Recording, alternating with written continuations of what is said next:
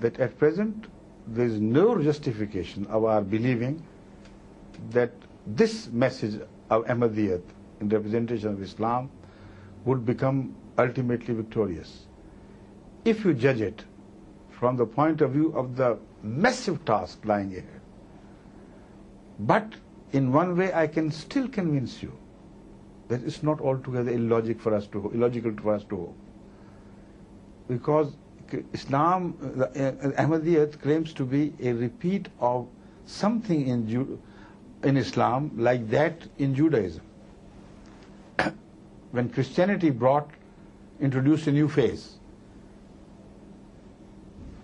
If you go back in time and confront the same question of finding any justification in the belief of Jesus and his followers that they would emerge victorious over the rest of the world, can you find one?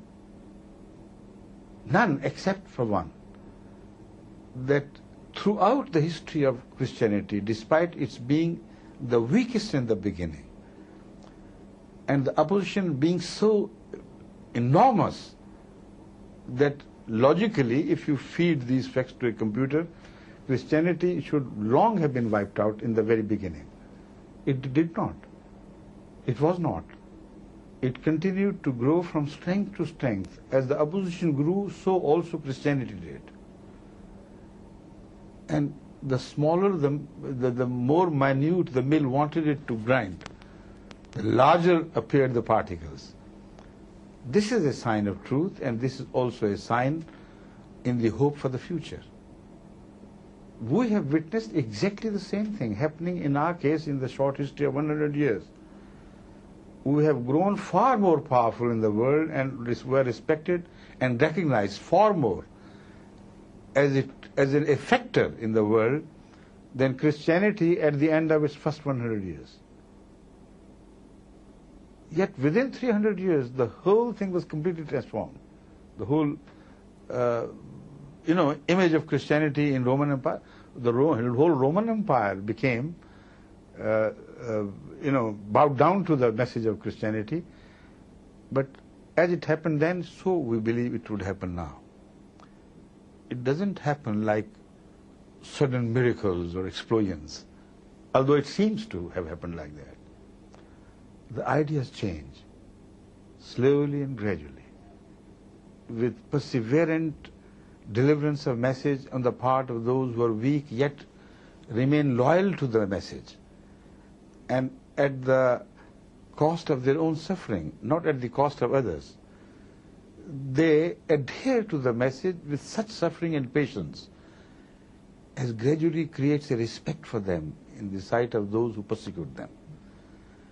And gradually they begin to understand, out of the sympathy created by human nature, for a people who are completely without crime, who are the best people of the society, yet the society is treating them so wrongfully, so beastly, as to feed them to the beasts of the jungle, and enjoy that. These things always create reactions which set on motion the human thought, which makes the whole people ready for a revolution. But only they require a certain change at the top, some event to take place, like the acceptance of Christianity by the Roman Emperor at the end of 300 years. Then suddenly it was realized, as it was realized by him himself, that his own wife had become a Christian. And the whole people had practically become sympathetic to the cause. Had they not been so, they could not have accepted it in one grand scale landslide for Christianity. So this is the answer. Of course your question is valid, but with reference to the history of Christianity, religious history, and what we have observed recently in our case. Do you feel there might be a distortion of the message? You can see it as the rise of Christianity became involved with the secular state. Your example of the Roman Empire is a good one. There could be a distortion of the message, but if Christianity had been made by God to become the last eternal message for all mankind, then God would not have permitted it to be distorted as a valid currency. It became distorted after it had delivered its message and conquered the opposition to a degree. Then, in one area, the truth seemed to be overpowered again, but not everywhere. Because Jesus, according to us, migrated to the 10 lost tribes of Israel. You know, like the 10 lost sheep of the house of Israel is in his words. And he delivered the message so successfully that they remained loyal to the concept of unity, and they never entertained the idea of Trinity.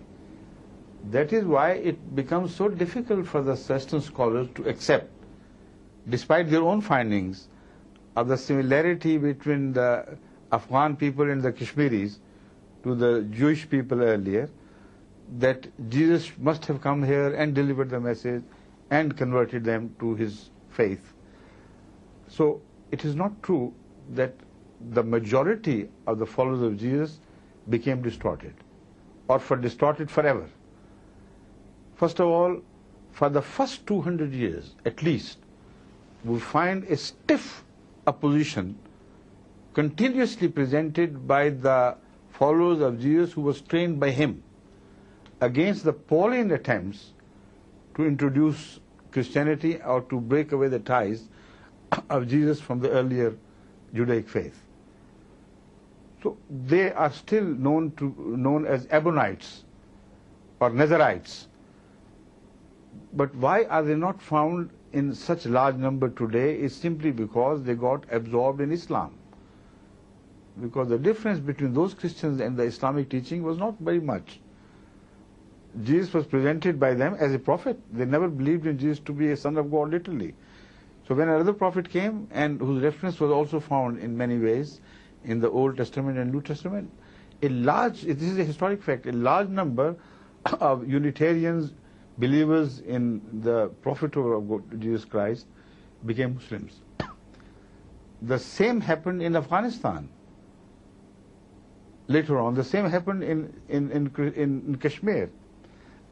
About Afghanistan, we have an evidence unearthed not by an Ahmadi scholar, but by an Englishman, a Christian Englishman, an Oxford scholar, who was sent by the University of Oxford to carry out research into the various Sufi tribes of,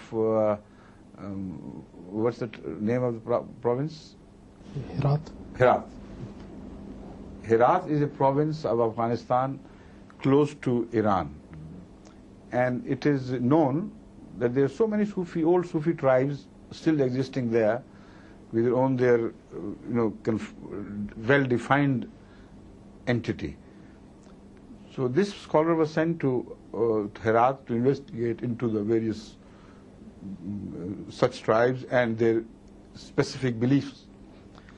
Now he has written a book which is published here by the Oxford University Press under the title Among the Dervishes. He had no idea of finding a sect there, which he found, and he was amazed to find. So deviating from his set-go research line, he mentions it in his book. He says, during my investigations, I came across a tribe which is called Musai. And his chief is Abba Yahya. Abba is a Jewish title, as you know well. And this tribe called itself Muslim Christians. So this is what attracted his attention. He was surprised. Why Muslim Christians? He inquired from the ordinary people, but they could not answer him satisfactorily. So they took him to the leader himself. He met him.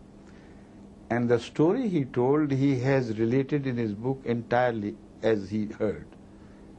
And this is what supports the Ahmadiyya interpretation, what I'm telling you. He told this Christian scholar that what you believe to be the true Christianity is not true Christianity. It is not the Christianity of Jesus Christ. When he was attempted to be crucified,